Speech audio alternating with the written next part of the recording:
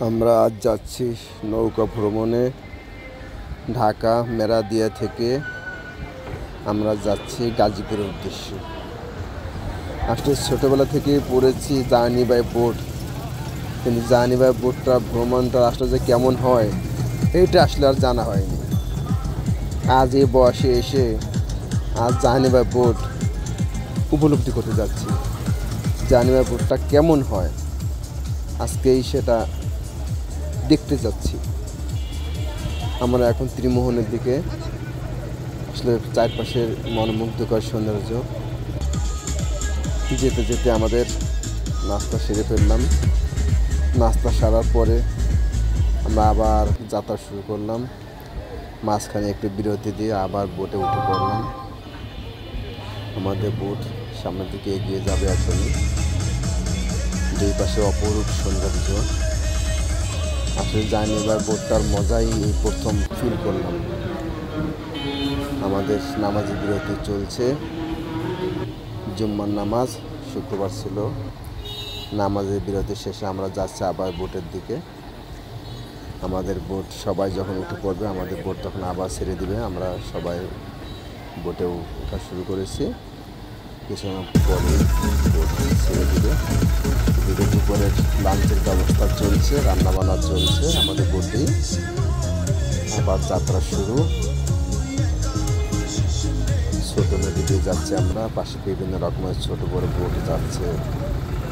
নদীর দুই পাশের সৌন্দর্য দেখতে দেখতে আমরা এগিয়ে যাচ্ছি। দুই পাশে কাশফুলে ভরা। হিমেল হাওয়া খেতে খেতে যাচ্ছি। সবাই খুব আনন্দ করছে।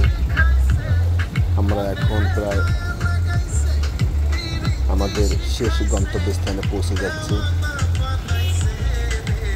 অপরূপ সৌন্দর্য দেখতে দেখতে আসলে জার্নি বাই বোটের যে আনন্দ এটা আসলে ভাষায় প্রকাশ করা যাবে না। আপনারা যদি কখনো যান তখন বুঝবেন যে আসলে কতটা আনন্দের আমাদের বোট। আমাদের একটা নির্দিষ্ট স্থানে আমরা এখন নেমে যাব। নামার পরে এখানে একটা সুন্দর রিসোর্টের মতন একটা প্লেস। আমরা সবাই নামছি বোট থেকে। নেমে আমরা একটু পানিতে ভিজবো, পানিতে গোসল করব। এক পাশে বিশাল একটা লেকের মতো পুকুর, অন্য পাশে বিশাল হাওর। আমরা তো ঢাকার মানুষ, যারা বেড়াই ঢাকাতেই থাকি, সবসময় ঢাকাতেই থাকি। অনেকেই এত বড় হাওরে নামতে ভয় পায়। হ্যাঁ, বেশিরভাগ মানুষের হাওরে না নেমে এই বড় পুকুরে, লেকের মতো পুকুরে নেমে সাঁতার কাটছে। আমাদের গোসল প্রায় শেষের দিকে। লাফঝাপ করে আমরা সবাই আবার লাঞ্চের জন্য বোটে উঠে পড়লাম। আমাদের এখন লাঞ্চ বিরতি, লাঞ্চ চলছে। লাঞ্চ করার পরে আমরা আবার কিছুক্ষণ ঘোরাফেরা করব। সুন্দর একটা রিসোর্টের মতন একটা প্লেস, যেখানে আমরা আমাদের মধ্যে অনেক বোট এসে ঘুরে এবং মানুষ ঘোরাফেরা করে। সুন্দর একটা পরিবেশে গ্রামের একটা পরিবেশে ফিল নেয়। আমরা এখন ঘোরাফেরা করছি। এত সুন্দর পরিবেশ আসলে বলার মতন না। সবুজে ভরপুর, চারপাশে পানি। এই অসিজনে গাছে আম ধরেছে।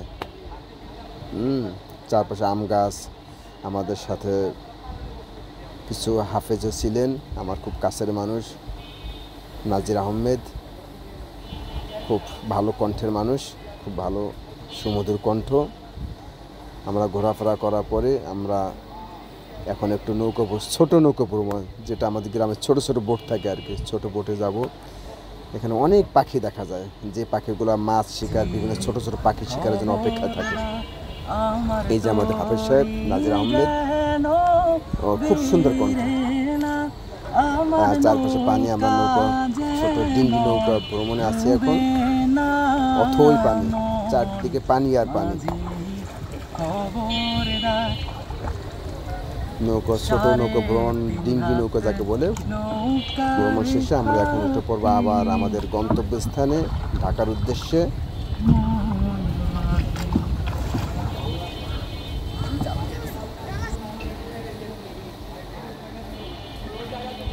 আমরা বোটে উঠে পড়েছি। আমাদের বোট অলরেডি ছেড়ে দিয়েছে। আবার